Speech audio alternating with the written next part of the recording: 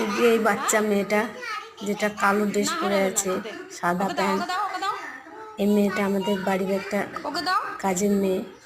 কিন্তু আমার এই ভাইজি কখনো তাকে সেটা ভাবে না, খুব ভালোভাবে নিয়ে তাকে খেলা করে এবং ওর যত খেলনা আছে সব ও তাকে দেয় এবং প্রচণ্ড ভালোবাসে। খেলনাটা দাও ওকে, দিয়েছো? এবং পুতুলটা বানিয়ে দাও ওকে। ও ভয় ভয় করে থাকে যে আমাকে মারবে বলে, কিন্তু না, আমার ভাইজি কখনো তাকে মারেও না, বরং তাকে নিয়ে খুব সুন্দর খেলা করে এবং ওর যা কিছু আছে তাকে সব কিছু দিয়ে দেয় খেলার জন্য। কিন্তু মেয়েটাকে প্রচণ্ড ভয় পায়,